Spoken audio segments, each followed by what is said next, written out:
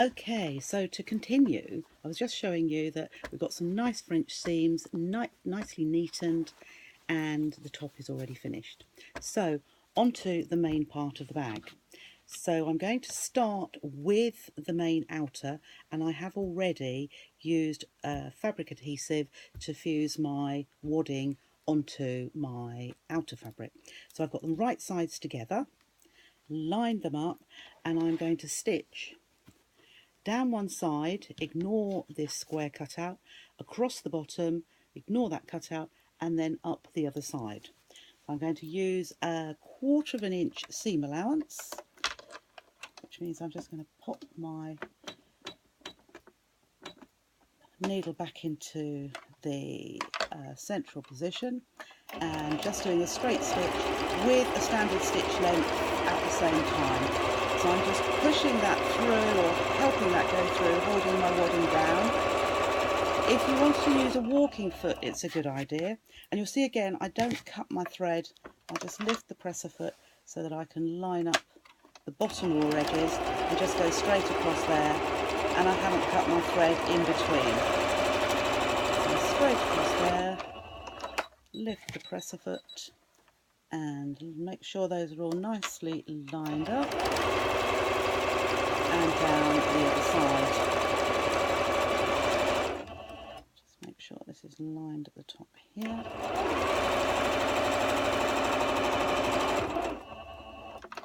Okay, and to just trim that. So we'll leave that there.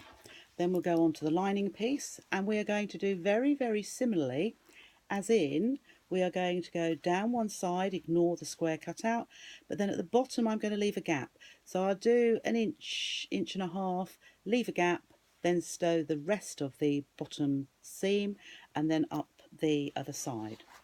So using the same seam allowance, 1/4 of an inch, and down we go. Just lift the foot, and it's here at the base of the bag where I'm going to, I'll just do it about an inch, inch and a half, and do a little reverse stitch, just push it through, still keeping those raw edges lined up, and start an inch and a half, 2 inches away from the end. Lift the foot, and then I'm going to line the other sides up, the other raw edges, and just go straight up here.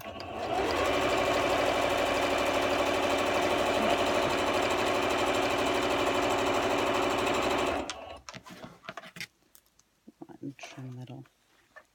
I'll just clip those piece of thread there, and similarly on the base. So now we need to deal with these square cutouts in the bottom corners. So here, all we do here is easier to see than to actually explain in words, but if you just pull at, you can see they're already closing up, so you pull those outer points together, and what I like to do is put the seams together but push one to one side and one to the other, and then line that seam allowance up, and you can see there how that fits perfectly across there. So I'm going to stitch a 1/4 of an inch seam allowance across that base corner, and I do like to reverse. I start stitching and I reverse for about 1/2 an inch, and I keep my finger down on where the seams are meeting because I want that to look nice and neat when we turn it to the right side. So just trim that off, and then go to the other side as well, pull that seam out, and a little picky bit, I suppose, I like my seam to go the same way. I don't like a twist here, so I make sure I push that to that side like before, and then put the other seam, the side seam, to meet in the centre. So under the machine again, reverse. The last thing we want happening is the base of your bag coming undone. Okay, so just trim that off, trim those little bits as well. So it's looking like a bag now, and I'm going to do the same with my lining. So I'm just going to pull those apart, line up those seams, push one to one side, and nesting those seams together, and that's how we get those nice intersection of the seams there. So again, a 1/4 inch seam allowance, reverse off, just make sure I've got that tucked in a little bit there, hold that together, and across, and reverse, clip, and clip. Those extra threads doesn't really matter, but if you do the same in whatever type of stitching you're doing, you will always do it, because there will be a point where it does matter and it'll mean unpicking, and the last thing we want to do is have to unpick.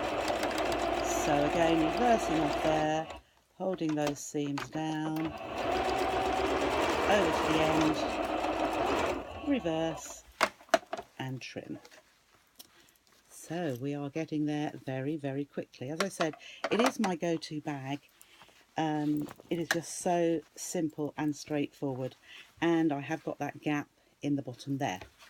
So next little bit, turn the outer bag to the right side, because we now need to just pop our handles, our bag handles, in place. Now you can see here where I nested those seams, we've got a nice intersection across there. So I like to push those corners out, and then that also shows me that we haven't got a gap there, because if there was a hole, if we'd sort of missed that seam allowance from being perfect, we could actually correct it before we carry on. So bag handles, we have the two here.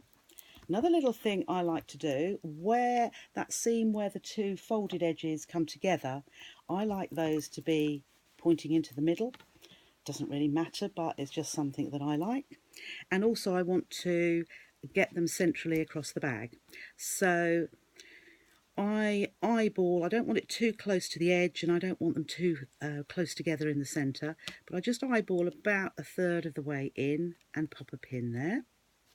And then, rather than, if you haven't got a ruler to hand or tape measure, the easy way is with your strap to actually just keep it flat and lay that on top, lined up with where we've pinned it. Then I bring my bag over and line those side seams up. And what I can do then, whoops, here, is pick up that other handle, hold it with the outer bag, and then I'm going to pin that in place also. And that way, just got a bit extra wadding just there, just pull that up.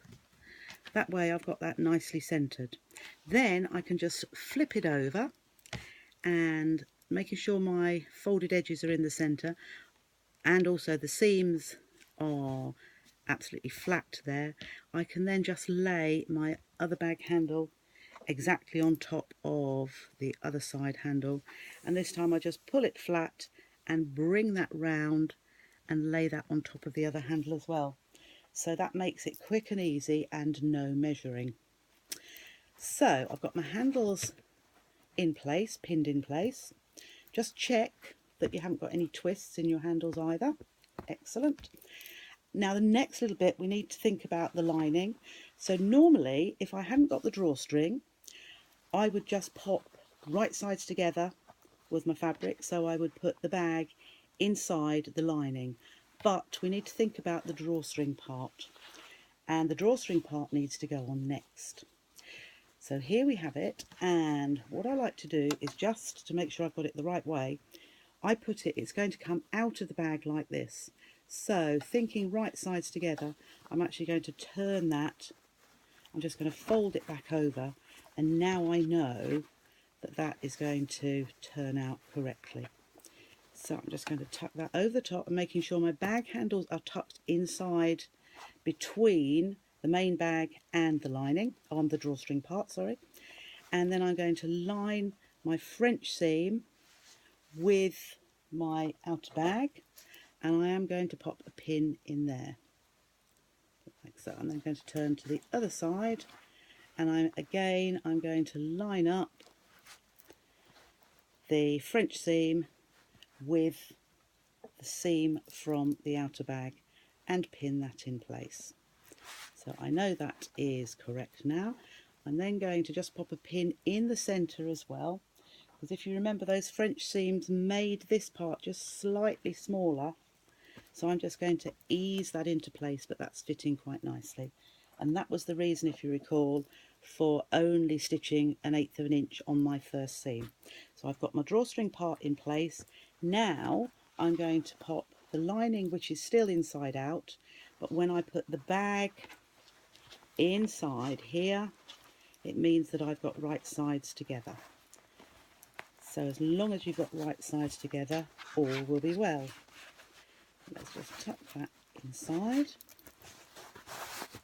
push it to the bottom, and then where my pins already are at the side seam here, I'm going to take that pin out and I'm just going to replace it again through all the layers, holding that together.